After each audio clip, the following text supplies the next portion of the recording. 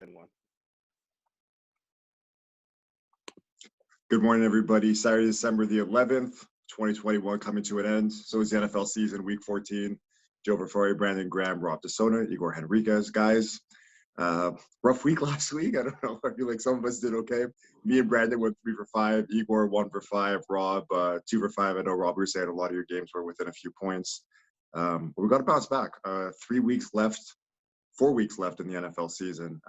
Playoff picture is starting to take shape, but still seeding needs to be done, especially in the AFC. You guys want to recap any of the games from last week? Talk about maybe the Buffalo, Mac Jones making 3 pass attempts. Yeah, you know, Igor, I want to talk about this too, because I did give you credit, but you do go back and forth with Tom Brady being your guy, you know, taking credit for when the Bucs win, and then also when it's convenient and the Pats are going, you're like, oh, I'm a Patriots fan too, by the way. So, like, not when it's convenient. Going forward.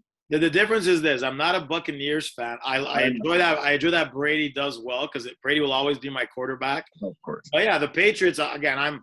I thought it'd be, like I said, I've said it multiple times on this podcast, that I thought it'd be you know, I liked what they did in the offseason, but I thought it'd be a 500 team.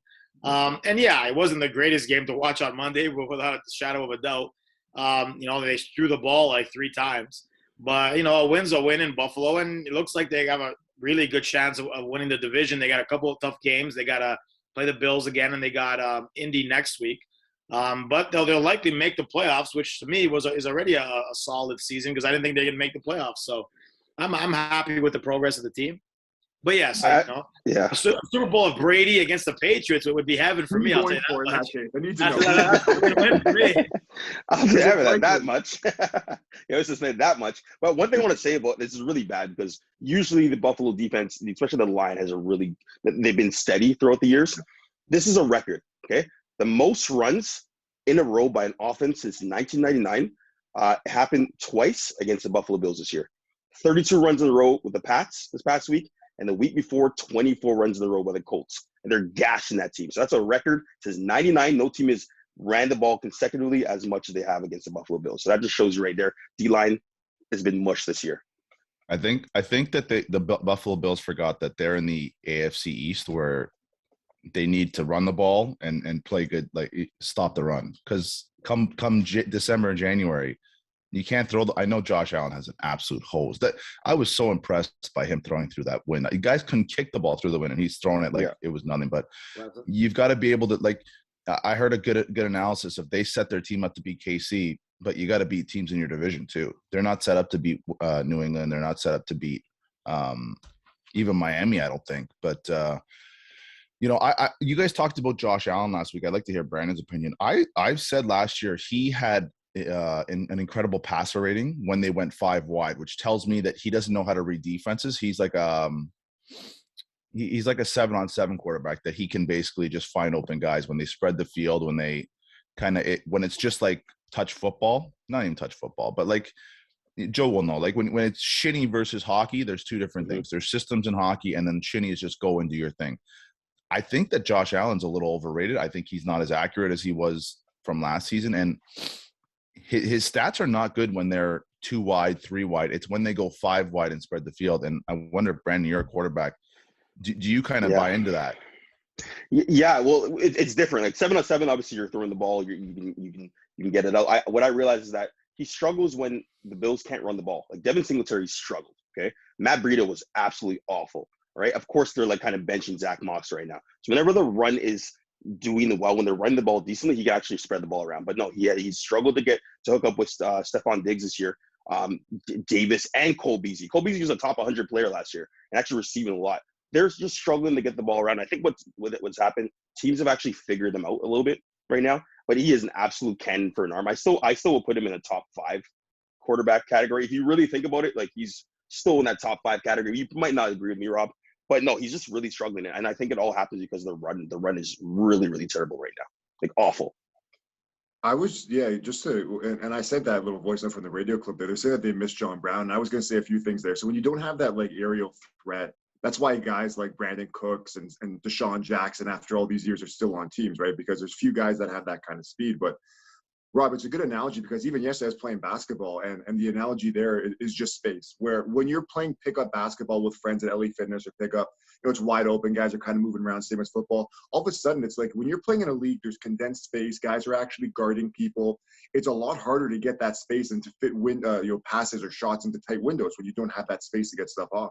And the same, like I said, with every sport, anybody can shoot or throw a ball one-on-one with someone. It's, when you're running for your life as a quarterback, trying to make that pass or read a defense, because when you have 4 or 5 wideouts or receivers, if you give me my 5 wideouts against your 5 corners, we should win that battle every time. There should be someone that's open. When it's, 2 wideouts and a few tight ends or whatever it is, can you get open and can read a defense? And I think that's really the issue. And you guys talked about stopping the run. Buffalo, they've obviously struggled.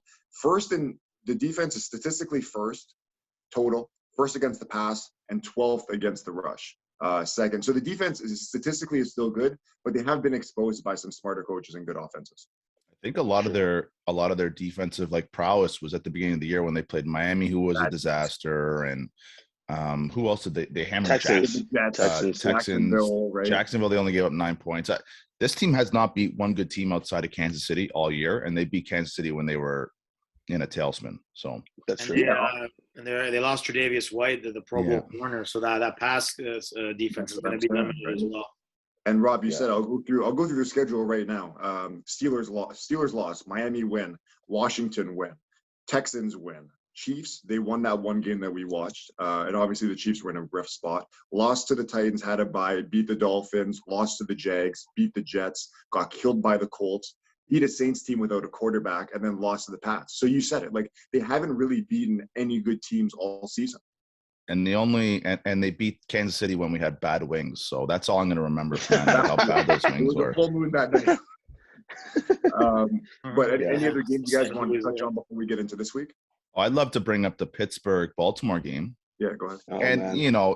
I'm right a lot of the time. Let's call a spade here. But yeah. I told you guys that was a trap line. Don't check the game because that game was back and forth. My analysis was almost spot on. Just bet on the game and then just collect money. Yeah. And I think there's going to be my pick of the week this week would have been Minnesota on Thursday because I think Pittsburgh, that was their Super Bowl. They went all out. They're beaten up. I kind of got the same thing for Baltimore this week against Cleveland.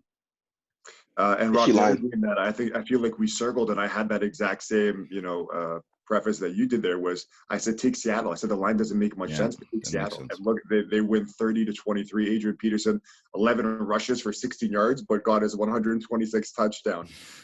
That's what we're saying at this point of the season. You just look at some lines, you're like, it doesn't make too much sense. Let's go the other way because it seems a little bit fishy. Speaking of fishy, before we get into next week, now that I just remembered, Detroit got their first win of the season. Our boy Dan Campbell was fist pumping like they won the Super Bowl. Embarrassing, right? But they got the win. Do you think Detroit wins another one this year?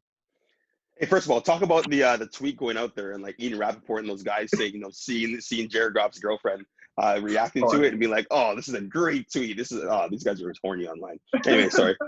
It was. I mean, they got the W, but just watching the game a little bit at the end there, I don't know what the Minnesota defense was doing, just giving them all sorts of time. It was just. It was just a terrible defensive plan. I'm surprised that, again, I know they won this week, but yeah, that was one of the worst, coached games I've seen Zimmer have in a long time. I think he's on borrowed time there too. Just like Brandon's boy, Matt Nagy over there in Chicago. But the division's coaching is just terrible at times. I don't know. It was just a really bad plan throughout that minute and a half, no timeouts. They gave him all sorts of time. It was crazy. Do they play Chicago again, Detroit? If they play Chicago again, maybe they might get another win, but I don't see them. This is their bad football team. They're just playing on pure emotion. They have the Cardinals, the Falcons, and the Seahawks, and then their last game they are playing the Packers. So it looks like no more wins. This was actually one of their. I want to hear your takes on Kirk Cousins, because Kirk Cousins, if you really think about it, he's really pocketed around $148 million, and silently, how much money he's made. And for the kind of guy that he is, because Washington, what they said is we're not going to sign this guy. We want to wait 10 years to get our guy, but we're not going to settle for Kirk Cousins. We're going to franchise tag him. Minnesota just paid him a bunch of money, but you know who Kirk Cousins is at this point. Had a good game decent game against the Steelers, but what do you guys think about Kirk Cousins? Do you think he's overrated? Is he not? He's never going to win a championship. Yeah, I think he's a middle of the table quarterback. That's not terrible, but he's never going to win a Super Bowl. I was going to just kind of quickly make the analogy of in every sport, there's one position where if you can do it, you're going to do it for a long time. And how many guys in the world can play the quarterback position? Not many. And we see that every Sunday. Goalies in hockey, strikers in soccer, and maybe in baseball, like if you have a pitcher that can have a few pitches, you could make a long career maybe as a bullpen guy. There's few guys in the league that can do the position, and for that alone, he'll do it. But yeah, he's not a guy that's obviously going to win the Super Bowl. He's Teddy Bridgewater, man. They're check down guys, and we can't forget that Kirk Cousins was a 5th round pick. I mean, that doesn't happen very often that you're a late round pick. If you're upset about his salary, you guys would know. Sam Bradford, go look at his contracts versus his production. That guy lucked out twice because he was the last guy I think to get the when there was no rookie cap. Rookie scales. Yeah. And then the Eagles signed him for like $100 million. And I don't think he played very many games there either. Kirk Cousins' claim to fame is going to be that meme about him going, "You like that? You like that? You like that?" Yeah. I'll tell you that much. No doubt. That's going to be his claim to fame for time. That's basically it. All right, let's get into it. All right, let's get into Week 14. Rob, we're going to go to you first because we're going to start in the AFC North. Let's go Ravens and Browns. Browns 3-point favorites. You were saying this is Baltimore Super Bowl? No, I'm saying that I think Baltimore's Super Bowl was last week against Pittsburgh, and that game beat the tar out of them. This game opened up with Cleveland as a short home dog, and I love short home dogs. We've totally flipped. The lines moved another half point today. Baltimore, I think we saw Pittsburgh. I think Pittsburgh was down 29-0 on Thursday. Those games take a lot out of you, those Baltimore-Pittsburgh games. They're always close, and now to bounce back – I still maintain this. Something is wrong with Lamar. There's something going on. And at the beginning of the season, he was, I would say, a top 3 quarterback the way he was throwing the football. He ain't throwing the football like that anymore. If he's not throwing the ball like that and this Baltimore defense is not as good, they just lost Marlon Humphreys. Cleveland's coming off a bye against Baltimore, so they saw them 2 weeks ago or a week ago, whatever you want to call it. I think this is an easy play here. Pittsburgh minus the points. I believe it's 3 now. I still take the hook. Cleveland -3. Cleveland, you think? Cleveland, yeah. Lamar Jackson, 23 for 37 last week. He was sacked 7 times. Yeah. Brandon, your pick. Yeah, this is. I think this is one of those Rob fishy line things, right? Like, Vegas is trying to take your money. Just bet against it. Just save your money. So yeah, I know Marlon Humphrey's out. In the Patrick Ricard, who actually does a lot in the run game, he's out as well too. But no, I still think this is the game where you can take the underdog and actually win money. I hope I'm not wrong, but I'm going to take the Baltimore Ravens plus the 3 points. Igor. Yeah, I mean, I kind of agree with Rob in a sense, but I think that the Ravens are coming off a bad loss, and again, the Browns, you don't know what you're going to get out of Baker because he's a walking wounded too. They're a little bit banged up as well. They don't the Marlon Humphrey situation is concerning, but maybe Landry takes advantage of that, maybe Donovan Peoples-Jones, but in these division games, I tend to want to go with the better team. And even though Baltimore is probably the more banged up team, I think they'll be the more motivated team. I'm going to take the Ravens to win the game, thus they cover. Yeah, I feel like Cleveland had their run. I want to say like maybe the quarter point of the season, the first quarter point, they were doing really well. Well, beat the Texans, beat the Bears, beat the Vikings, got killed by the Chargers 47-42. They've been reeling ever since. 2 banged up quarterbacks here. I really love Rob's analysis. And to be honest, if I didn't already take Baltimore, I would have switched to Cleveland. But I'm going to stick with Baltimore at the 3. I don't love the pick, but I'm still going to stick with Baltimore here. Just a better team. 8-4 versus 6-6. I'm going to leave that with the records. Let me just go back and double check. I think that's 8-4 and 6-6. Yeah. I think that's a great point about Baker Mayfield. I like this game with Baker's quarterback. I would love this game if Case Keenum was playing. I don't know why they're not going to Case Keenum. It's driving me nuts. Yeah, 2 fishy situations with the quarterback. Let's move on to a matchup now in the NFC East. Washington's taking on Dallas. Dallas 4.5-point favorites. Dallas slowly coming back to earth with their against the spread record, and Washington looks to be slightly turning it around. I'll give my pick first with that, and I'm going to take Washington plus the 4.5. Simeon looks like he's really picked it up there. My mistake. Heineke. Simeon's in New Orleans. He's gassed right now, man. He's talking a lot of crap.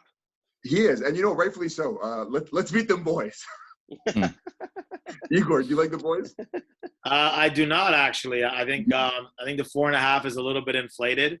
I think Washington's been playing well even without Chase Young. I think these division games. I think Washington knows this is their Super Bowl because if they win this game, they're right in that division hunt. One game behind the Cowboys. I think they'll come out motivated at home. Antonio Gibson's running the ball quite well. The Cowboys, again, Tony Pollard's a little bit banged up. Zeke's banged up. They're a little bit again. I know they've had a little bit of I think they last played on Thursday, so they've had about a week and a half off. But yeah, they're not healthy, a lot of them. So in the division game, I think it's going to be a 3-point game. So I'll take Washington and the 4.5. Brandon. Yeah, I'm leaning to Washington as well too. They're playing really motivated football right now. Of course, they get J.D. McKissic back, who played really well against the Seattle Seahawks. So I'm going to trust that offensive line, who actually has played really underrated. No one really talks about them. They've done a good job keeping Taylor Heineke pretty comfortable in the pocket and getting his ball out when they can.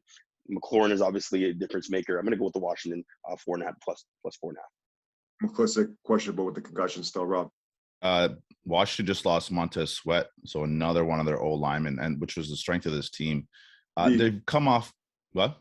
D lineman, right? D lineman. Sorry, D lineman. They're coming off 4 wins. I don't really like this spot for either team.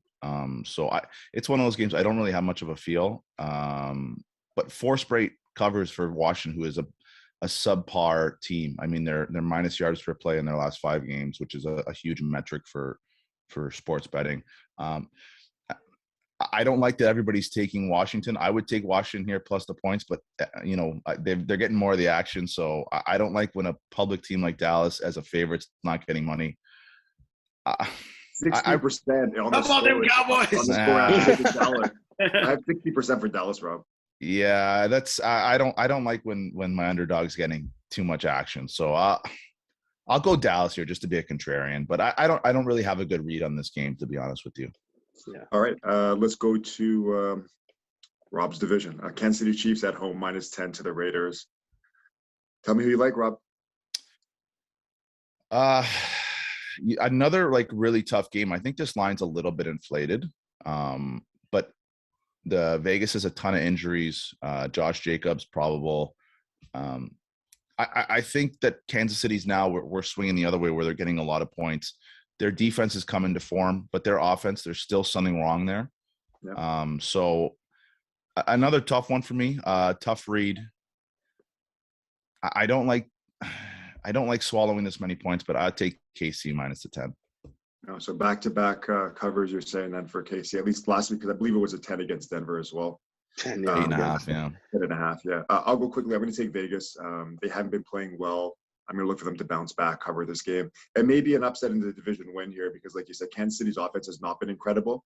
And I'm just going to have Vegas here on the points and possibly a win. Brandon? Yeah, I'm with you, Joe. Honestly, Raiders are kind of due in KC's offense. Tyreek Hill, 2 catches last week. Yeah. Travis Kelce's not really getting the ball. They're having so much trouble running the ball as well, too. It just doesn't look good. They have to pull that stuff out of their back pocket all the time. I'm going to take the Raiders plus 10 points. All right, and Igor? The Raiders. Again, the last time that they met on Sunday Night Football, KC spanked them 41-14 earlier in the year. Don't remember that. Yeah, that was a big time win. That was the one game where I think Mahomes was really back. For some reason, they played very well against the Raiders. No Darren Waller again for Las Vegas, so that's a big issue. I think it's going to be another Mahomes and Travis Kelce are going to own them again, and I think they'll win by 2 touchdowns. Give me KC. Foster Moreau season.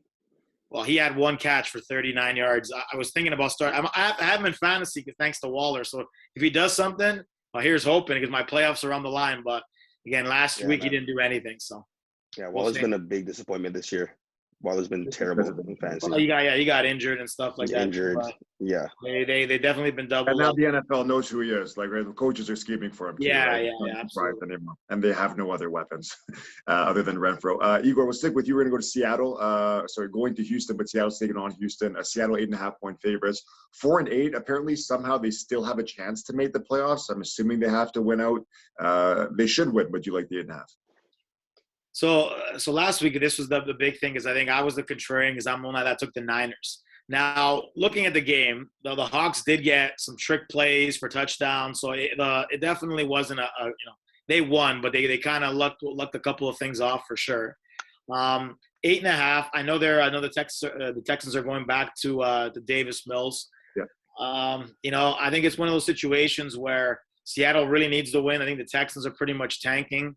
8.5 is kind of an inflated line, but if Russ was ever going to cook, it's probably going to be this game. So I'm going to take the Hawks to win by 10 in double digits because I just don't think the Texans have their hearts in it. I think they're tanking for a draft pick at this point. All right. I guess I agree. I'm looking at it now. It's kind of scary because I feel like everybody's on Seattle. Damn, I might have a little change of heart here. I'm gonna have a change of heart. I'll take Houston plus the 8.5. Wow. After I looked at that line. I don't know. It's tough. Davis Mills coming back. He's, I guess, trying to get us a starting spot for at least for next season. So I'll take Houston by the 8.5. Brandon. I'm gonna go with Seahawks 8.5. I think they're kind of getting it rolling. Russell Wilson's back. Hey, I have a problem with Russell Wilson. He's an attention seeker. First of all, he's supposed to come back. He's supposed to come back week 13. All right, that's what they said. But he's like, no, I'm gonna throw out a video saying, "Oh, this is my comeback. I'm not doing this. I'm just my finger is so strong right now." Play like absolute garbage. Comes back in week 13 and actually plays better against the 49ers, right? Just he could have literally stayed. I think Gino probably gets one of those games at least, wins one of them, and he kind of ruins their season. But he's such an attention seeker, drama queen. Don't really rate that, but he's a great player, and I'll take the Seahawks. Gino wins one of them. What the heck? At least how much worse could the quarterback play have been? That's true too. Yeah, it was. He was really bad against Washington. I think Gino could have gotten there. Remember against Green Bay? Did they score that game? No, they didn't score that game. I think Brandon's hating on Russ a little bit because of the Sierra issue. I think that's I hate the video. What? The match expired on Bumble? I got rid of Bumble a while ago. Yeah. 8.5 Seahawks. Rob. I don't like this slandering talk of future Denver Bronco quarterback Russell Wilson. I don't like this. That's my quarterback maybe in 4 months. Possible. Really, I don't think this is a great spot for either team, to be honest with you. Seattle, this would be a great spot to fade them after like a huge divisional win. Houston starting Davis Mills. I don't like this. The lines drop. The over/under is dropping 3 points already, which is. I was going to say, I think it's going to be a defensive battle. Just lack of offense. Yeah, 8.5. I'll take 8.5, but I don't like this game either. This is not a good game to be betting on. Mm-hmm. So you are going to take Seattle, Rob? I'll take Houston. Okay, I'll take the points. Yeah. You want Houston. Rob, we'll stick with you. We'll go New Orleans -5 traveling to the Jets. I'll give my pick quickly. New Orleans has been terrible. A lot of injuries. I feel like this is a spot they can come in and cover. So I'm going to take them -5 traveling to terrible New York Jets team. Kamara's back. Who's back? Kamara's back. Oh yeah, Kamara's back. Yep. I don't like though. Again, Ramchak, who's probably the best right tackle in the league, out. Armstead potentially out as well. He's probable. Those are tough losses for whenever you lose your tackles. Another one that, I'm kind of with you, Joe, where 4 or 5 they've lost New Orleans against the spread. The Jets have Buddy coming back, not Russell Wilson. Who's their quarterback? Zach Wilson. Zach Wilson. There we go. Yeah, we're just talking about Russell. Probably a downgrade. Yeah, the Jets are really bad. Like, they haven't beat a really good team since they beat Cincinnati, and Cincinnati's okay. They've struggled so much. I'll also lean here to New Orleans, but it's a lot of points to be taking on the road with an average team. Really, I feel like this might be a defensive touchdown to save them at the end. Igor, let's go to you. Yeah, I'm gonna go. I think Zach Wilson was back last week. He did a decent job. Elijah Moore is a little bit banged up. That's really their only offensive weapon. Corey Davis out for the year. Yeah. Corey Davis out for the year. I mean, they got Crowder, but he's all right. But I think that the Saints are just a much better team, and it's under a touchdown. I'll take the Saints to cover. And Brandon? Yeah, easy. I think it's an easy pick. You take the Saints to cover. Taysom Hill's got to run for 200 yards at least. If he doesn't, then just fade. Doesn't he have a bad finger, Taysom Hill? He's got a mallet finger. Oh, that scares me a little bit. Yeah, but he doesn't throw the ball well anyways. Yeah, exactly. Just run the ball. And Kamara's back, right? So you can't lose to the Jets with Kamara playing the game. I'm gonna take the Saints to the 5 points. Taysom Hill on the season, 26 for 49, 320 yards, 2 touchdowns, 5 interceptions, 47 yards. That is tough. Zach Wilson, 6 touchdowns, 11 interceptions. That's really what I'm worried about with the Jets. If they were to pull a Patriots game plan, just run the ball the whole time, I might have some more faith.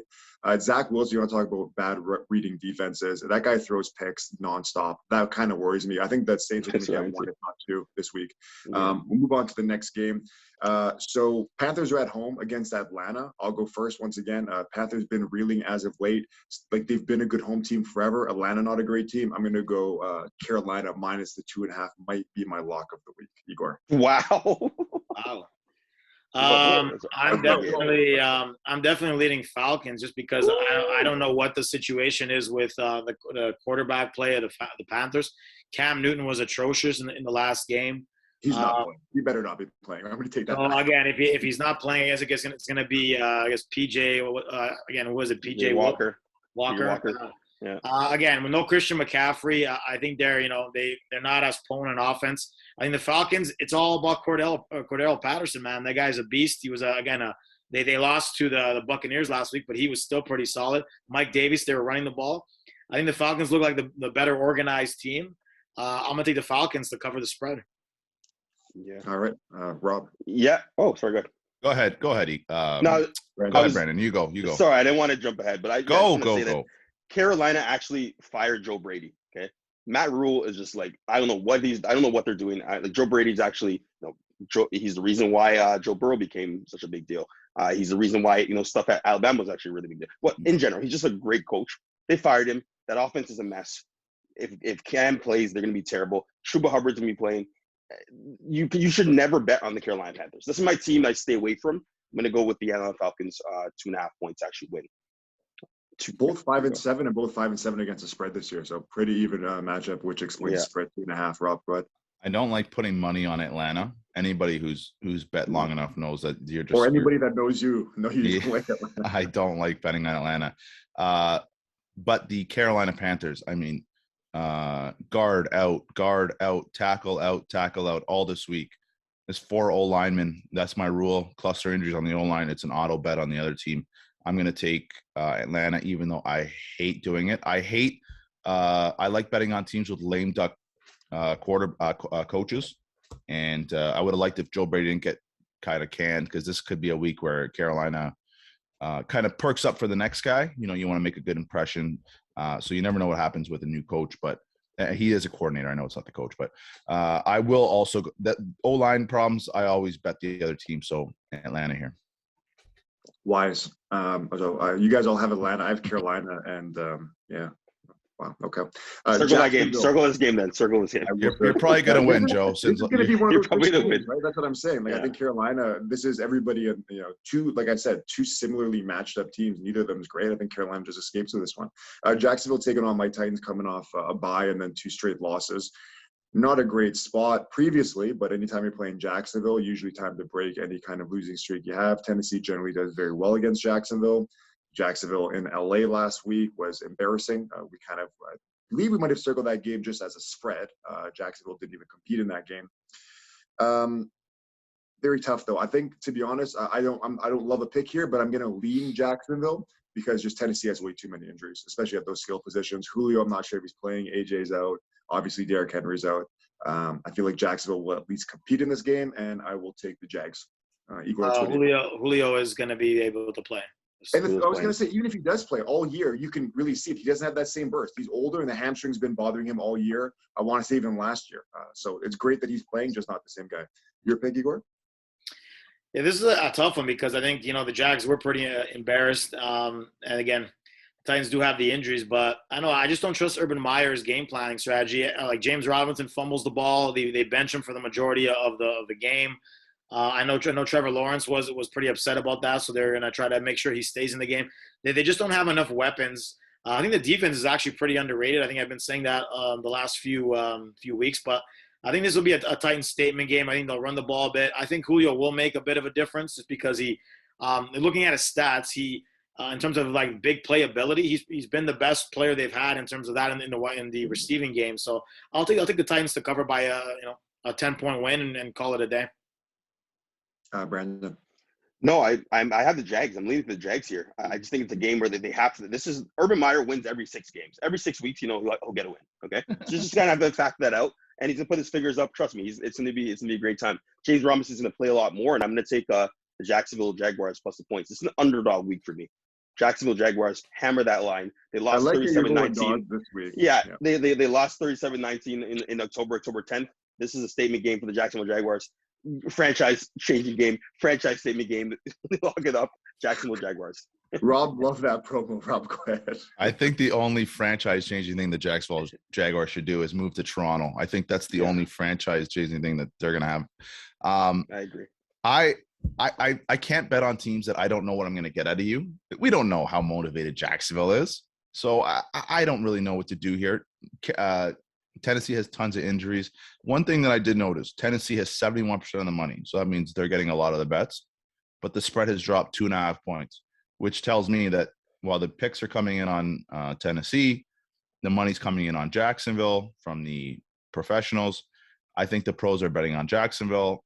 I will stick with my professionals on this one just because I don't have a great read. But this is 2 teams I don't feel comfortable putting money on either of them. This would be a lottery ticket for me. Mm-hmm. But your pick is Tennessee? I'll take Jacksonville. Jacksonville. Okay. I was going to throw this stat out there. So Deontay Foreman and Dontrell Hilliard, the first 2 running backs to rush for over 100 yards, at least for the Titans, since a game I was at in 2008, a Thanksgiving game in Detroit where Chris Johnson and Lendell White ripped off a lot of yards in that game. Couldn't believe it. But yeah, Tennessee, I guess their running back, ever since they got rid of Adrian Peterson, like I said, I've always thought their line's been pretty decent, and you just get some young, bodies in there, and they can do the job, and those guys have been pretty decent so far. It's just Tannehill always worries me, and like I said, just the injuries at the skill positions worry me. Let's move on to the next game. I guess we're going to be heading on to the 4 o'clock games, and let's start off with Rob. Denver Broncos 10.5-point favorites against Detroit. What do you got? I have been kind of dialed in with my Broncos. Like I'm like a realist, where last week I said, that seems like a fishy line in case he covers, and then the week before I said, didn't like him. I kind of got a good read on them. I think this is the week to play them. I know it's a huge number. We don't really know what we're going to get from Detroit. I think that motivation's a big thing. Detroit's coming off their first win in, I don't know, like 800, games or whatever. So they're coming off. There's probably a little relief of, getting off the snide. Detroit had 25 guys come in on the injured list this week. I've never seen that many people come in within, a 3-day span. I think this is a game where they kind of mail it in. I don't really trust Denver that much, but I will actually take them here minus it's a lot of points to be laying with Teddy, but I think that this is a huge flat spot for Detroit. So I'll take Denver here. I'm going to jump on quickly. I got Denver again. We talked about Detroit's record against the spread. Stupid good for a team that's won 1 game all year. I'll go with Denver, and I'm going to call a shutout, boys. That's my shutout. There it is. There it is. Go. Yeah. Bet your money. There it is. Wow. Igor, who do you got? Originally, earlier in the week, I was leaning toward Detroit, but I know there's a little bit of a COVID outbreak going through the ranks over there as well. So there's not going to be no Jamal Williams, definitely no DeAndre Swift, it looks like. So they're down to the 3rd-string running back. I think it's a team that's going to have Jared Goff and Mile High.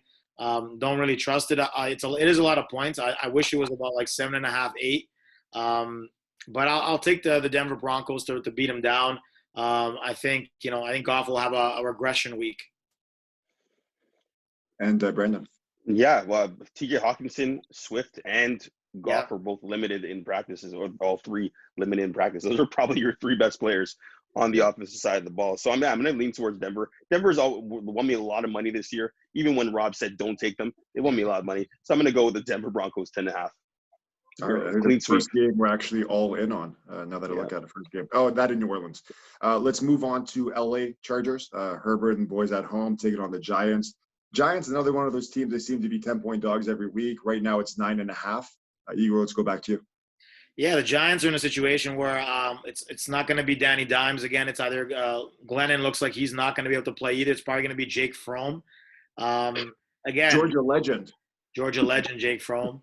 Yeah, again, the Giants is one of those situations. Another team that I think is just hunting down for draft picks. I think they have the Chicago pick as well, so they might have 2 top 10 picks, which if they don't screw up, actually might help their future.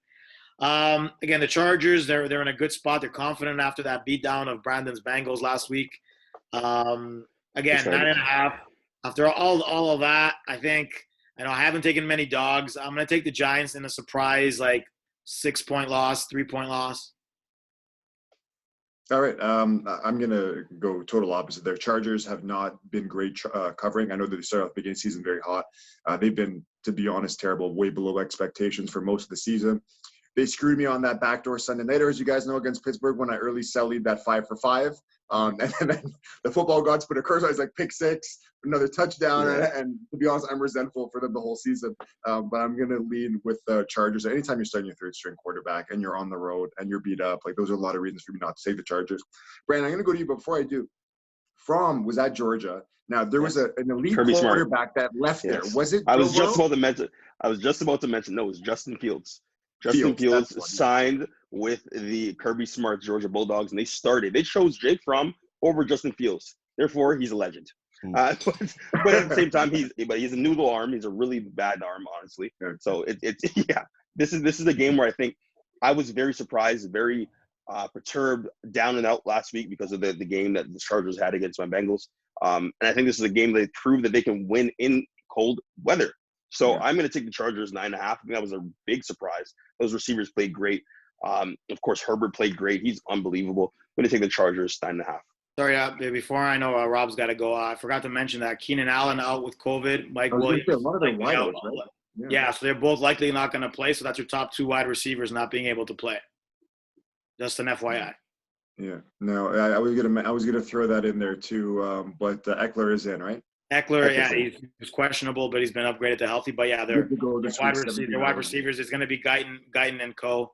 But Keenan Allen can't play. And Mike Williams is very iffy because he was a close contact to Keenan Allen. They're probably going to be a very run-heavy game. Very underrated receiving core with the Chargers because if you have Mike Williams and Keenan Allen out, you have I think you have Guyton, of course. You have Josh Palmer, who's really good, Branson native, actually out of Tennessee. It's really good. They draft him pretty high. And there's a few other receivers on that team that are really good. So I really underrated. I think, oh my gosh, Staley is the most aggressive coach in the he never kicks the ball. They're just aggressive. So I think this is going to be a game that they kind of beat them down. But good point, Peter.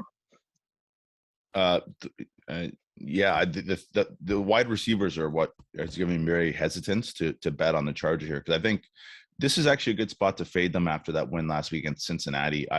This would be a good spot, but I just look at the Giants and I don't trust them. The Sharps are on the Giants this week, just full disclosure.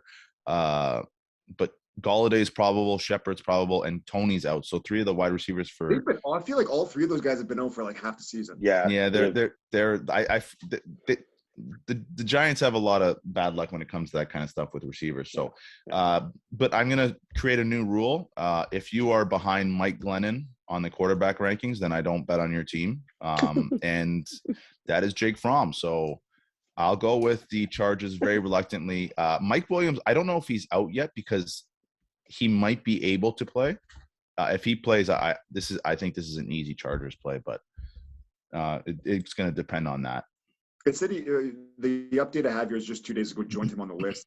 It seems, I think he's probably going to play as long as he has a few negative tests. I think he was in contact on Monday, so he has to stay 5 days.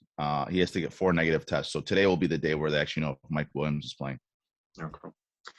Everybody made their picks. Brandon, did you end up taking I didn't just mark it down. Who did you take? Yeah, I took the Chargers. Chargers? Okay. Yeah. Let's stick with you, Brandon. Since he's at home off that bad, rough loss, taking on San Fran, another team coming off a disappointing loss. So 2 teams looking to bounce back. San Fran 1.5. Are you going against your boys? Listen, man, 66% of the money is on. I'm channeling my inner Rob right now. 66% is on the Niners right now. So all that means that Joe Burrow, rightfully so, because they had a stinker in that game. I cannot believe that was the same team I watched them beat up on the Steelers a week before. No, I'm going to stick with the Bengals. I think they win outright at home. I just think it's one of those games where they have to be a statement game. You still have Frank Warner out, I believe. So they have to be able to run the ball with Samaje Perine, because I don't know if Joe Mix is going to play. But I still think that Joe Burrow will come up big, and these receivers, T. Higgins and Jamar Chase, are going to do well. So I'm praying, hoping that Cincinnati Bengals win this as an underdog, +1.5. I just wanted to go. I had to pull up the actual shot. So Brandon Graham at 4:16 on Sunday, done with the Bengals officially. That's a quote. That was the emotional. That was an emotional message. Yeah, that was bad. That was bad. Igor, go ahead. This is like I think we've had like 2 weeks in a row where we've had these really fishy lines, and I think this is the third week. This is fishy, yeah, because I think you have the Bengals at home, a 7-5 team against a Niners team that's been okay throughout the. You would think that the Bengals would be the ones getting the points. So this is in my opinion, I think the Bengals have been at times. I guess they've had some bad losses. They've had some really big wins, but you would think that as the home team, they'd get some points there. So by Rob's method, you would and so forth. That means that the Niners would be 4.5 point favorites if that was the case, because usually the home team gets 3 points. So which makes sense. It's a weird line, and every time we've had a weird line, the weird line covers. I'm a little concerned because Eli Mitchell is out, and that's the situation there. So they're gonna have a lot of Jeff Wilson Jr. Don't know if Debo is gonna play. He's gonna be touch and go. But every time that Vegas puts one of these weird lines, they cover. So I'm gonna say that the 49ers cover the 1.5. It just seems like it's the destined. I think it was the Chargers. In that Denver game, I think where Denver was the 3-point favorite. They did that, and then the week before, then it was the Seattle game last week. It was a weird line, and they ended up covering. So I'm gonna stick to the Niners. I've learned my lesson. I'm sticking to the weird lines. I like that. I like that mindset. Rob, are you jumping on this? Yeah, this is. Yeah, you love Shanahan. You love picking them. So is this the spot? I like Shanahan as an underdog. I don't like taking him as a favorite. I love to see the stat. I was all over the Chargers last week. I think Cincinnati was a real big public team last week. And I love to see the stat. We don't have the statisticians to do this, but a public team that loses outright. I love to see them the next week, because I feel like people, favorite. Yeah, that people get off of them and they get all they pull the Brandon. I'm done with this team. Yeah, and then they don't get much of the action this week. Cincinnati's getting a decent amount of the action, which is surprising. But I'll take Cincinnati, short home dog. I don't like San Fran as a favorite. So I'll take Cincy to bounce back here. I was going to say, I feel like it's not necessarily Cincinnati, the team. I think that a lot of people are following love, and rightfully so, with Joe Burrow, because he's incredible. Yeah. And I think that, if you're following college, he was a legend at LSU. He's come in, he's done really good. People are cheering for him after that knee injury. I'm a big Joe Burrow guy. I like them. I just think, to be honest, at the beginning of the season, I think that Cincinnati's probably going to end up finishing a game above 500. I think that's really who they are this year. They've had some good stretches. They've had some rough losses like any other team. But I think this is a team in a few years, Brandon, that's going to be, a really solid team. Maybe not a Super Bowl contender, but a team like the Titans, where every year they're going to be in it. Brandon Brandon sounds like a Leaf fan, though, man. Like, I'm done with this team, and then no. Like, he's like, I'm done with them, and then the next week he's like, I'm back, and then I'm done with them, and I'm back. I feel like that's the NFL, man. Unless your team is like the Patriots or Green Bay forever, right? Like, if you're a good team, we talked about it. Me and Brandon share similarities. We both lost to the Jets this year, right? So we've had our battles with some teams. Why do you have to bring that up all the time? Like, why do you have to bring it up? That's like the worst loss in history of anything, right? That's the worst. I would say if they lose this game, I'll just say I'm officially done with them for the rest of the year. That's what I'll say. If they lose this game, they're gonna lose, so don't say it. Until next week. Next week they have the Broncos. We're gonna have the Rob and Brandon. So that's gonna be a good one. All right, you're taking the Broncos there. Igor, let's go to you. Buffalo taking on Tampa. Tom Brady at home getting 3.5 points against probably a very motivated team with McDermott there and the guys. Who do you like? Yeah, I think this is a good spot for the Bills, actually. I think they're definitely going to be feeling it. I think, the game on Monday is took a lot out of them, especially that defense. Again, Leonard Fournette's really been killing them in the running game, and they have to worry about all the weapons that Brady has. I'm a little concerned because, again, the Bucs secondary just isn't very good, so I think Josh Allen will have a good game. I love the 3.5. I think if it was shorter, I might think different, but I think it's a field goal game. I think the Bucs might still win it, but I think the Bills will cover the spread. But I can see the Bills winning it because, again, they are going to be pretty motivated out there. And I'm actually hoping the Bucs win because it would pretty much clinch the division for the Patriots almost. But I think the Bills will cover. True. Yeah. I was waiting for you to finish that. I was wondering if there was some hidden motive there with Tampa Bay. A little bit of hidden motive. I help the Bucs win, but I think that 3.5, I think that's a little bit too much. I think that it should be a 1.5 spread, maybe 2.5 at most. So. Yeah. And Tampa Bay right now 9-3, second place in that division is Atlanta and Carolina at 5-7. Oh, actually, all three of those teams and the Saints, all teams 5-7. So that division is pretty much wrapped up. Yeah. I'll go now. I think that Buffalo's going to win this game. I think that Rob, you talked about it. We talked about it. That Buffalo is geared to beat these passing teams. They're going to unleash the ball. Not an indoor stadium, but when you have that kind of weather, I'm assuming there's not going to be much rain there in Tampa. This is the kind of weather those guys like. Passing team. I think Josh Allen's going to throw all over this depleted pass defense that they have there. And I'll take Buffalo to cover and maybe even win this game. Brandon, let's go to you. Yeah, so I was going to say that it's over. Like, I think the majority of people are betting the Tampa Bay Buccaneers, of course, right now, which is over 70%, I believe. But with that being said, this is a nightmare for Buffalo Bills fans. Okay, you get to lose to New England Patriots, and then you have to see Tom Brady, who's owned you for the past 2 decades, again the next week. This is awful, right? So I'm going to go. It's awful, but I'm going to see the Buffalo Bills actually covering here and winning this game actually outright, taking them +3.5. Oh, Bucks 5-0 at home this season. Bills 4-2 on the road. Rob. Yeah. Wow, this is so all three of you guys are on Buffalo. Mm-hmm. Yeah, we're done for. Oh, my God, yeah. Like a lot of people are taking Tampa. I know that one of the heavy picks for a lot of the professionals is Tampa. I was going to be contrarian here and take Buffalo, but if we're all for, this is Tampa covered a game last week on the road. I've said how they're not that great on the road. I think this is kind of their fallback spot. And Buffalo, what don't they do well is run the ball. Tampa's really elite at stopping the run, but they're not great at stopping the pass. So I think this is a perfect storm of Buffalo to have a good game. I also have this I guess you can use a gym analogy where if you pick up a 50-pound medicine ball and then go pick up a 5-pound ball, you can see the difference. I think playing in that win last week is going to make them appreciate playing in normal conditions. So I'll take Buffalo here plus the 3.5, but all 4 of us are on it, which means that Tampa Bay is probably the right side on this. Yeah, I mean the Bills last time the Bills were in Florida was against Jacksonville, and that did not go well. So you're right. But Josh Allen met Josh Allen. Yeah, that was tough. That was a rough game. So they got to have a better Florida trip because that's definitely not the Jacksonville Jaguars on offense.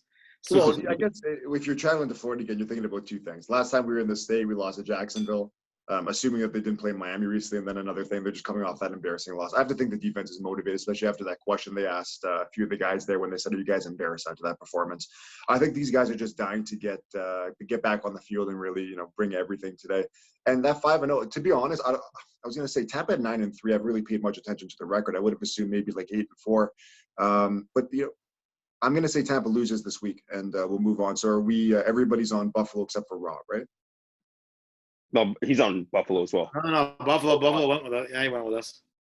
Rob, okay, so all 4 of us on Buffalo. Let's go to the Sunday Nighter, a game that we will be in the presence of each other for the first time this year. Chicago take it on Green Bay, and Green Bay, I'll go first. I'm going to jump on Chicago. I'm going to take the points in this primetime game. Green Bay, the best team against the spread this year. I believe that them and Arizona are tied with the best spread against the record. Division game, I'll just take the points there. I think that Chicago's going to battle. They typically do well in these games. They don't win, but I think they're going to cover. Rob, let's go to you. I hate betting money on Chicago and Justin Fields, but this is a lot of points. But Green Bay has owned Chicago. Like even I think they beat him up already in Chicago. So 24-14. Yeah. That was a quote that Rodgers had that he owned the team. Yeah. So I hate betting against it, but it's too many points for me in a divisional game. I'll take Chicago, but really not a good game here to be betting against Aaron Rodgers, I don't think. Brandon. Yeah, I think this is a game where Green Bay, Aaron Rodgers has never lost to the Chicago Bears off of a bye, right? I think he's 4-0, I think, against them right now. So I'm going to stick with that. I think Green Bay is going to come out. They're a lot healthier this week. Mr. Ivermectin, as Igor likes to say, will come out coming firing. It's coming up. It's going to go firing. And of course, Matt Nagy, this is the game. They're going to pound, trample them. And this is the game where everyone's going to be like, hey, Matthew Nagy, see your way out. Okay, this is the game. You cannot beat Green Bay. This is your swan song. So I can't wait to see this funeral live in action. And I'm going to say take the Green Bay Packers 12.5 to cover. I got 65% of the picks here on Green Bay, and I love the score comments. Chicago misses a meaningless touchdown at the end, not to cover. This is probably going to be, I feel like, a backdoor cover, something like that, when you get these ones that are close to 2 touchdowns there. Igor, your pick. Yeah, I'm unfortunately going to have to stick with Mr. Ivermectin on that one. Because, you know what, they beat him. They only beat him by 10 in Chicago, but I think the Packers are getting healthier. I think it's a primetime game. I think it's going to be a big Devontae Adams game. The Bears don't have Khalil Mack, so they won't be able to pressure Rodgers as they did back a few weeks ago. I think every time I pick them, they end up losing. So you never know. But what's going to happen again? Yeah, I think it'll be a blowout Sunday nighter. I don't think it'll be close. I think the Packers will steamroll them. AJ Dillon. Aaron Jones, they have a lot going for them. So I think they steamroll them to like a 3-touchdown win, to be honest. Is anybody else surprised they didn't flex this game? Yeah, I'm surprised. I'm really surprised. Yeah. A lot of Chicago fans are like, yo, please do not let us like die in front of in that national title. I think it's a rivalry game, right? I don't know why. Yeah, but still, man, why would you, like, if you're going to flex a game that's at 4:00, Buffalo and Tampa would have been Buffalo, Tampa. That would have been perfect. Yeah. Perfect. But not only is Khalil Mack out, you got Hakeem Hicks out and you have Danny Trevathan. Those are 3 primetime guys in your defense. Wow. Yeah, if he's on the IR. So that's a rest in peace. Yeah. Once again, like, just a fishy thing. I just think that Chicago is going to, this is their Super Bowl. I guess we use that line a lot because they got embarrassed at Green Bay. And Rodgers did say that he owns the team. So if Chicago has any, as mankind would say in WWE, any testicular fortitude, they're going to come out here and kind of cover the team.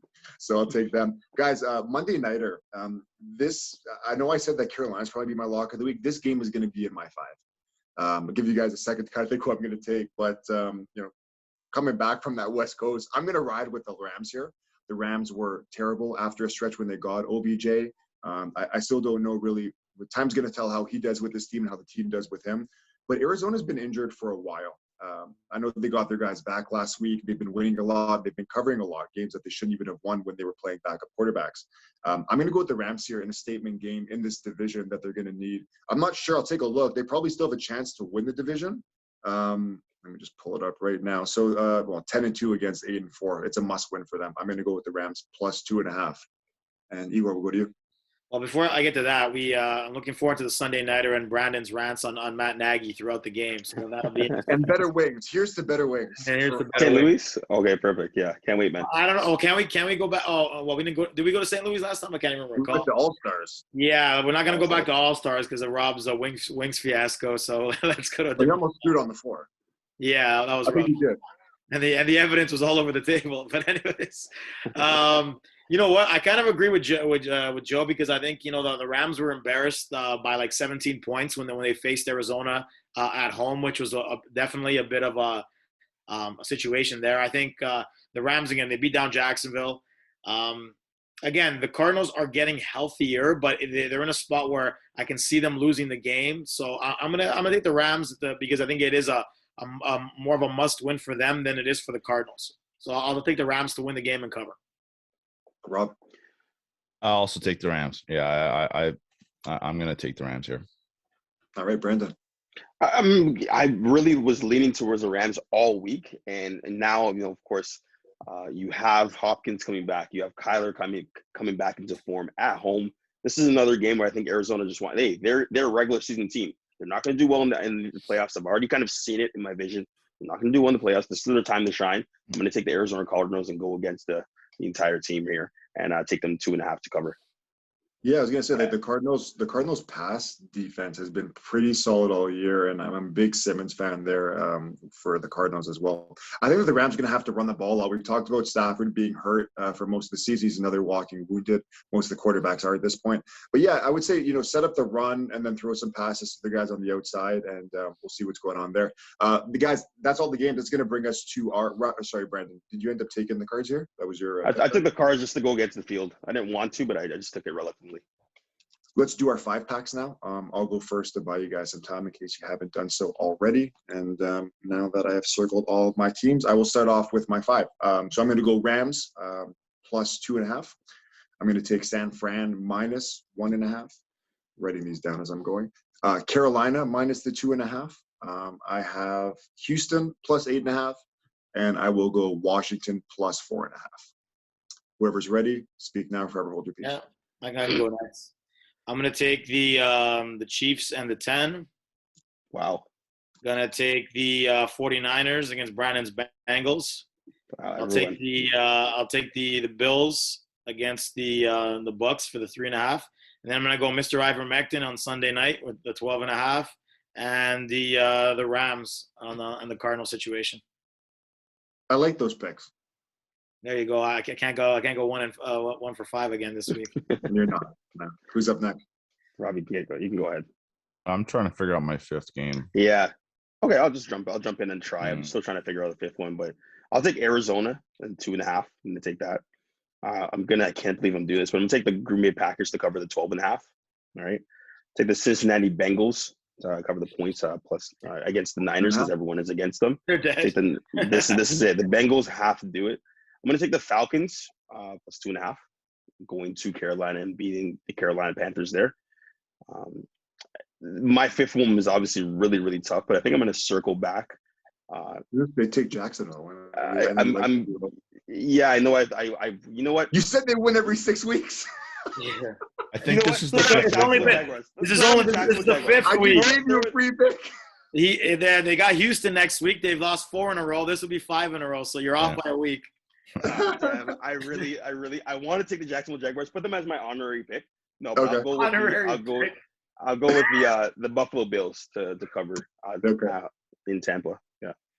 So Buff plus the 3.5. And Robert, let's go. I will take the LA Rams plus 2.5. I'll take Cleveland minus 3. I'll take Atlanta plus 2.5. I'll take Chicago plus 12.5. And then I'm going to go with the big number. But for my boy, Demaryius Thomas, I am going to take my Denver Broncos in honor, who are going to show out also because, TT, tough weekend for the Broncos. So was there any word yet on how he passed? I believe seizures. Yeah. Seizure in the shower. Yeah, and just you seem like a great dude. I think the Broncos family is going to rally this weekend, and I think they have a big weekend. And I always like watching for stories like Detroit winning last week with the shootings and in the Detroit area. So I think that Denver is going to honor Demaryius properly. Yeah, no, that was rough. And I always liked Demaryius too. Him and Decker, I remember back when they had that run there. I always liked Demaryius. He was a mini Megatron for me from Georgia. He was really good in fantasy too, yeah. Yeah. Really good. It's a great player. Let's go to one lock of the week. Brandon, let's go to you first. Oh man, you're putting me on spot here, but my lock of the week. My lock of the week is gonna have to be. I can't believe I'm doing this. Please, the Cincinnati Bengals. Bengals at home, okay, against the 49ers. Okay, this is a game 1.5. Gonna win the game. Another struggle from the 49ers. I'm done with Cincinnati Bengals at home. Cincinnati Bengals. Yeah, I'm gonna cut the clip. Please, I'm gonna cut the clip. I'm done. I'm done with them, and I'm not the lock of the week this week. What the heck is this? Oh man, he went from jumping off the team to making it his lock of the Fandom week. at its best with Brandon. Oh, this is bad. This is bad. I will live and die with them, but I will die this weekend. I'll take them. Okay, Igor. Yeah, truthfully, I mean, I was going to go with the 49ers because it's been a proven field over the last few weeks, but I don't want to rain on Brandon's parade, but I'm going to go Mr. Ivermectin. I'm going to hit the Packers and win by. We're going to be watching the game. We're all going to be together. Brandon's going to be complaining about Nagy when they're getting beat by 4 touchdowns. It's in the cards. And I'll be there to celebrate that the lock of the week will be with you boys. So there you go. The lock of Packers 12.5. I really hope we don't mess this up, man. I really hope this is not messed up. I'm going with my boys. Okay. Good. There you go. There you go. So then So this is a fandom week. It's a fandom week. There we Here's go. the fandom week. Do I have to take my team? No, Igor. If Igor took the New England. No. It's not a fandom week. I don't like the Oh, Packers. you're not just Packers. I Okay. hate Carolina. It's not a fandom You week. love Igor looks choked on. You're his biggest fan. On a few Tom Brady rings in his throat there. He said, don't say that to me. My lock of the week, I love this game. I'm going to go Rams. Last time I took them, they didn't. But for me, I'm going to go Rams plus the 2.5. I think they're going to win this game. And I think it's a statement game for them. I think they're going to bounce back and take this win, not even just cover that 2.5. Not like you can really win by 1 or 2 unless a few field goals trading for a touchdown. But, boys, it's going to wrap up this week. Looking forward to our wing review. I want Rob to do a Google review on where we're going. Wing connoisseur. I think I did want to mention one thing on that Thursday nighter, and he gave Canadians a bad name. I have no idea what Chase Claypool was doing here at the end. Yeah, that was so bad. He might get benched next week. I don't know what he was thinking. I don't know if he forgot how much time was left. That was one of the worst things I've seen in a while for a player to be celebrating. Like it pretty much cost him, I think, at least 2 more plays. It was just so bad. What was worse was him throwing his offensive lineman under the bus and double down on what happened in that press conference. Yeah, that was really bad. And again, it definitely the offensive lineman had every right to what are you doing, man? It's not time to celebrate. Get the ball to the line. It just was a really bad look for him. And most of the time, again, he seems like a really good dude in terms of community stuff. But yeah, that was just a really bad look for him. And yeah, being Canadian and all that wasn't our best moment in terms of the Canadian NFL athletes for sure. But between him and Juju, both these guys to me just seem like children. And someone said it recently. It's like I'm a certified Steelers hater. A lot of my friends are Steelers fans. I can't stand them. Mike Tomlin's one of my favorite coaches in the league. I love the guy. I can't say a bad thing about him. And the fact that he's had to deal with, and someone said this, Roethlisberger, AB, Le'Veon Bell, these guys that he has, he's dealt with more divas than any coach that I can remember in my life. And the guy's as professional as it gets. I love him as a coach. Can't stand the Steelers though. Any last thoughts, Brandon? Yeah. Oh, yeah. Go ahead, Rob. No. If you have a thought, I have a thought to tidy up the show. Okay, Brandon. I felt the same thing about Chase Claypool, and it just sucks. There's something in the water with those receivers for some reason. They're all on TikTok. They're all doing this stupidness. But it's funny because usually when you get the ball, when you catch the ball for the first down, there's a stupid point. The ref has to come over and place the ball, right? But you never see a lineman run over and get the ball. No, you're usually Larry Fitzgerald always running the ball over as quicker than he catches. This is routes to get the ball onto the hash in a sense, right? So that was just awful. Plus, he had a bad penalty to start the game as well too, where he poked the guy in the eye. He's been really. Ryan Clark went off about him on ESPN's The Jump. Yeah, really bad for us Canadians, but I think they're going to bounce back hopefully. Rob, your closing thoughts. I wonder how much of it is though Mike Tomlin being such a player's coach that he lets guys just basically get away with murder. That is a great point. Who knows? Yeah. Let's tidy this up with on the Sunday nighter is not just going to be Green Bay, Chicago. It is also going to be the Winnipeg, whatever they're Blue Bombers and the Hamilton Tiger Cats. And I'm going to go with the Blue Bombers beating the Hamilton Tiger Cats for the Grey Cup. Great point. Great. 3 point. That's it. You're a CFL guy. Listen, I'm a CFL guy. So I'm a CFL with the media, of course, the Toronto Argos. I've been a season ticket holder for the past year. It was wild the last game against Hamilton Tiger Cats. I actually took the Toronto Argos to win. They were supposed to win that game. It was stupid. They lost. But Dane Evans is starting against the Winnipeg Blue Bombers, who are unstoppable. I'm going to take with the Winnipeg Blue Bombers as well. Great point, Rob. Good job. 6 turnovers, and they still win a football game. That's unbelievable. I know. That's CFO. That's CFO. Only CFO can do that. What about you, Rob? Igor, do you want to say anything about that? I know you're not a CFL guy. Do you want to pick? No, I was. I watched the highlights of the Argos game against Hamilton last week because I was hoping they'd go back to a great. What I do want to say is, and it's there's always that situation where any publicity is good publicity. I saw that little fight between the Hamilton fans and the Argos players on the way out. Maybe not the best way of getting some pub for the CFL. I thought that was handled in rather shambles. I don't know how the drunks get that close to the players as they leave, but that was a shambolic situation. Again, I've been to Hamilton a few times. I'm probably going to go there for the Canada national team game against the U.S. Me too. Shout out to that on January 30th. If we get that win, I think we're going to the World Cup, boys. So, it's an interesting situation. I have no read on the game. I know Winnipeg beat them last year, But yeah, no, was that the Grey Cup last year? That was the Grey Cup. 2 years ago. 2 years ago. Was it 2 years ago? Yeah, 2019. Sorry, yeah, and they beat them 2 years ago. Maybe they want some revenge. Igor, we need a pick. I'm going with, give us a pick, Igor. I'm going again. I can't help it. I can't cheer for the Hamilton fans because I know after what happened with the Arnold players.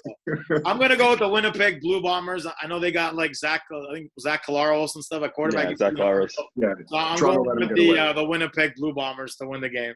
Yeah, I think the only reason I was going to say quickly, the only reason that it's only 3 points is because it's in Hamilton. Hamilton, I feel like every year they're always in the Grey Cup and they're always losing it. I'm going to continue with that trend. I'm going to go Winnipeg by 3.